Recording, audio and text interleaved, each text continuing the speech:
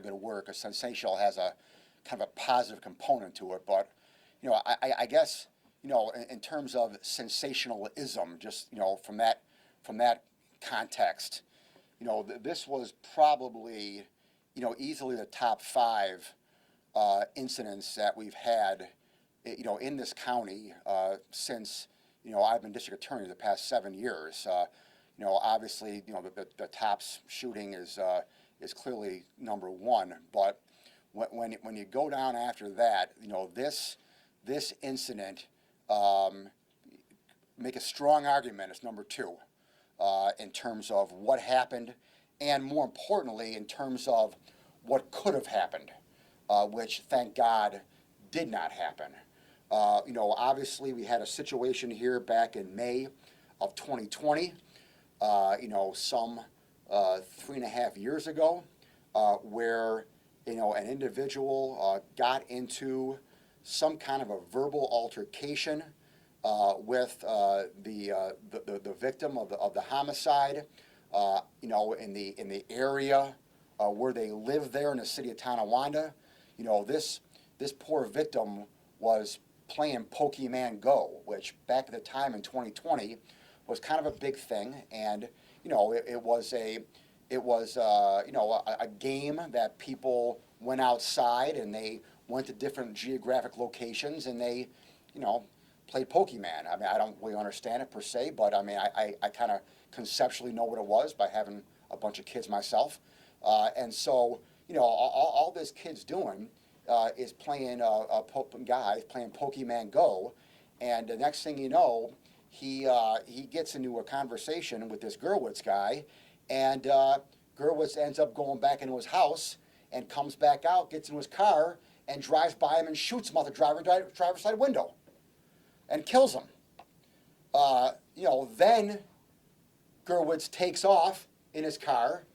He comes back 2 hours later, but by the time he comes back, the city of Tonawanda has done a great job now of enclosing the crime scene and starting to do their work. He tells one of the officers that he lives in his apartment and is just trying to go back to his home, and at this point they're worried about the crime scene. He gets back into his home, and now at this point, after the city of Tonawanda did a great job of securing the crime scene, they're now going to canvass the neighborhood, and they know the guy went back into his house, so they go and they're going to talk to him. And the next thing you know, he pulls out an assault weapon, which was a ghost gun that he made himself, and starts shooting at the city of Tonawanda police officers. Hits one of them. Then he gets into his car, somehow gets down the stairs, runs, gets into his car, takes off, and now we're in a high-speed chase going through the city of Tonawanda, where again, these guys in the city of Tonawanda, did a great job by minimizing the potential damage of a high-speed pursuit by being able to, expertly drive and bump him off the road with the car and get him secured and get him arrested. So, there are, that this kind of action, it happens in the movies. You don't see that every day here. You don't see that every day anywhere in this country. So, I don't think I'm being too over dramatic here by saying that, this could be number two as far as crazy crime scenes and crazy incidents that we've had, in the past 10 years in this town. And so, I want to commend not only the City of Tonawanda Police Department, but I want everyone to know, and I'll introduce Sheriff Garcia here and allow him to speak to this as well. But I want everyone to know that a lot of these suburban communities, don't have the resources obviously that the Buffalo Police Department has, and you're talking about a huge crime scene here.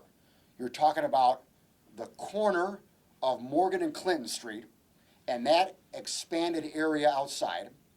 You're talking about the apartment and the stairwell and the area immediately outside the apartment on Morgan Street.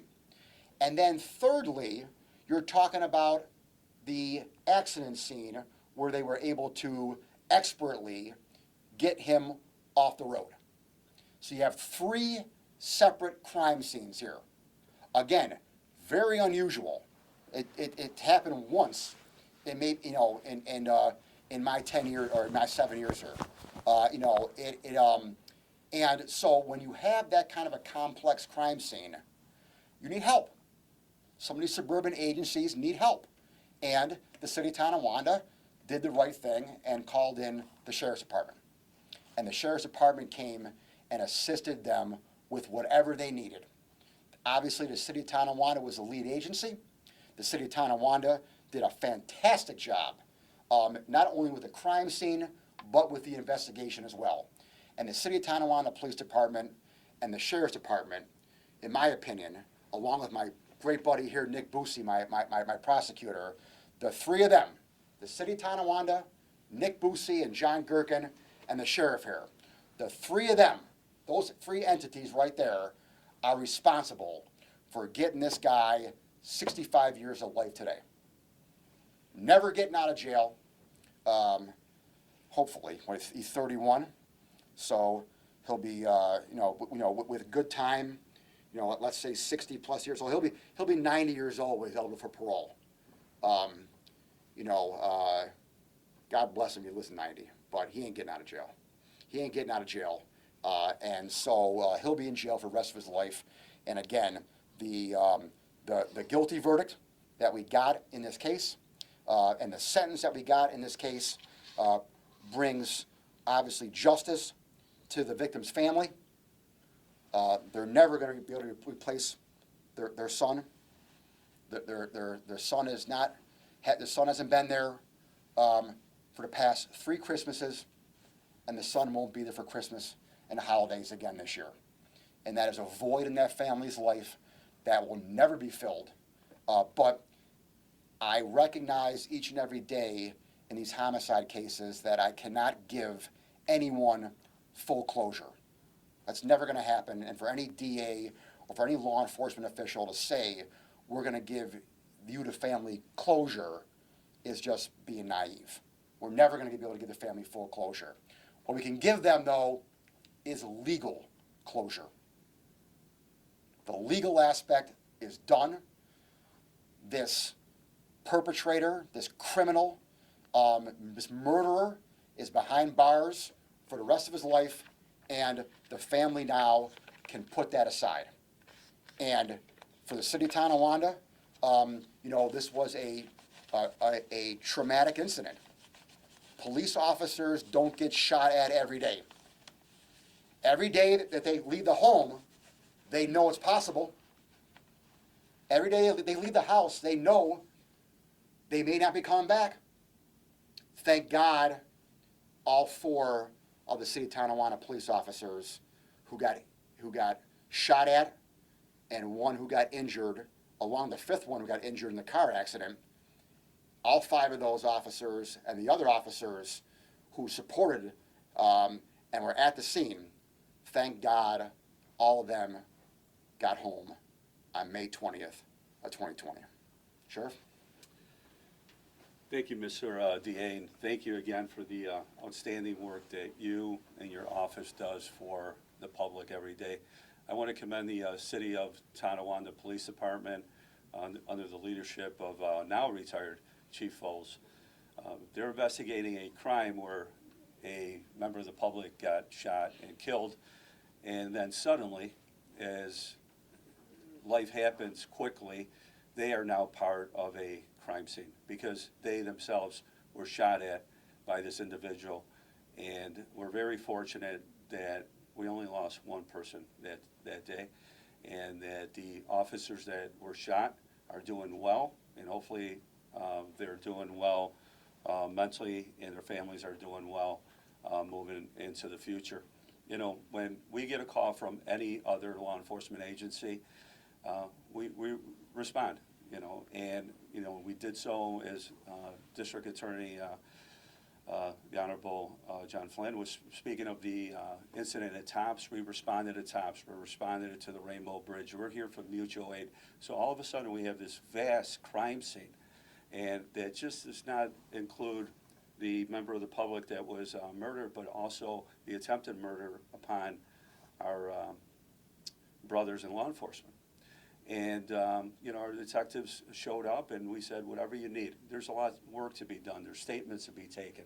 There's a huge amount of evidence to be collected. And then, of course, the search warrants that led to the seizure of 5 ghost guns and some more evidence. And then the great presentation, obviously, they came to the conclusion today in court. And that's why we are very fortunate to have John Flynn and the DA's office as our partners. But we can't do it alone. That's why we do it together. And whatever resources we have, there's no boundaries. We don't stop at the city line of North Tonawanda. We went there and we helped out and we said, whatever you need, this is what we have.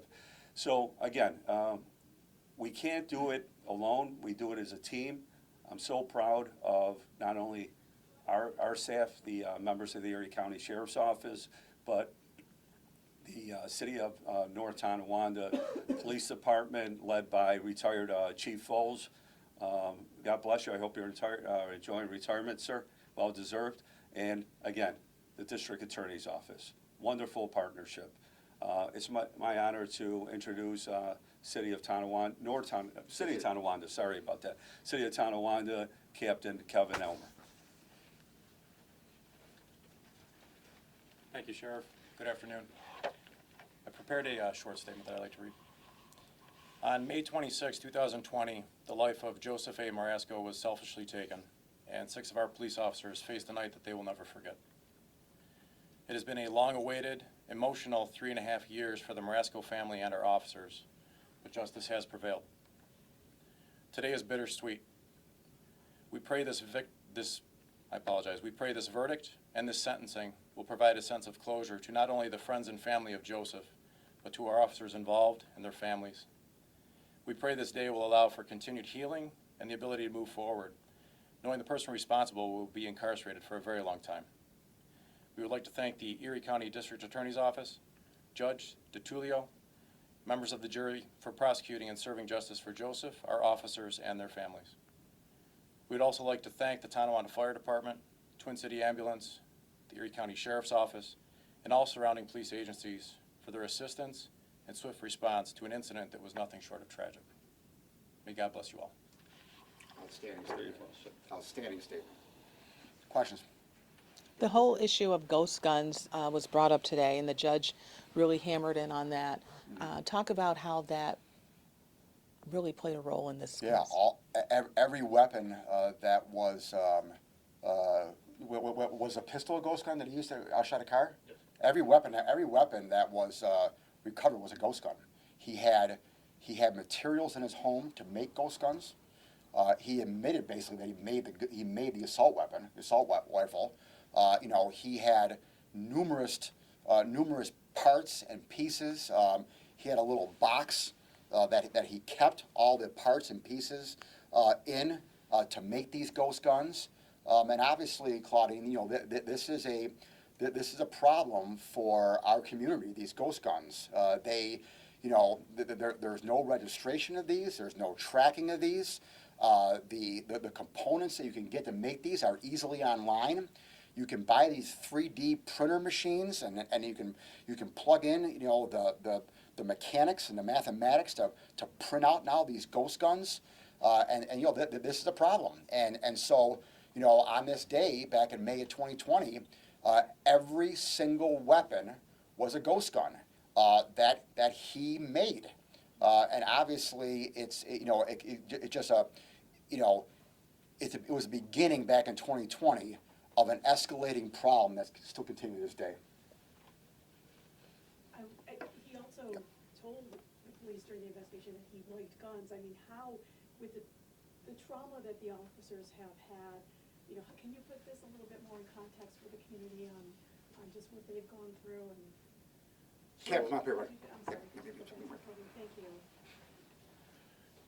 So the night of this incident, I actually was off duty, and I was not involved in the investigation. I would not want to provide you with any incorrect details. However, what I can tell you is that it shook the foundation of our police department. It shook the foundation of our community. I've lived in the city of Tonawanda the majority of my life. I've worked there for close to 20 years now. This incident has never happened in our city. And it had a ripple effect. And I know that it has affected our officers. And I just pray and hope for everyone that was involved that we can now move forward from this. Because ultimately, this is something that will remain in the minds of everyone for the rest of their lives. Anything else? We're good? Okay, thanks, guys. Mr. Flynn? Yes, ma'am. Could you also address something separate today? Yeah. A second to that.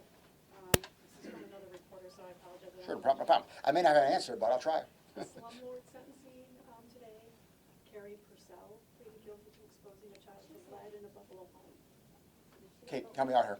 She was a landlord who was charged for like a lead paint violation. She got a conditional discharge in 100 hours community service. Yeah, she was charged with the initial misdemeanor, right? Correct. She And pled to that. She pled that a misdemeanor. Yeah, okay. So she pled to the highest count of a misdemeanor, which is pretty much all we can do in these lead paint cases. So you know the lead paint cases are tricky with the reality of the outcomes a lot of times, because you know what I hope for in the lead paint cases is that by charging the misdemeanor, where you know the majority of times these people are first-time offenders, you know, they're not career criminals. They come into court and they plead to the misdemeanor, but they say, you know, that, hey, you know, we had the notice on the door for a while. The notice fell off the door, you know, half the time. People come in and rent, you know, and you know, we try to fix the problem. We try to, remediate the lead paint, you know. So, you know, these landlords and these owners come in with a lot of excuses, and don't get me wrong, a lot of them try to fix it. I'm not casting them all in that light. A lot of them try to fix it, but you know they do a half-assed job, in my opinion. You know, and when they do that, they expose children and people to lead paint. And so I'm hopeful that by charging them with the misdemeanor, even at the end of the day, they get a conditional discharge, which slap on a wrist. They walk out.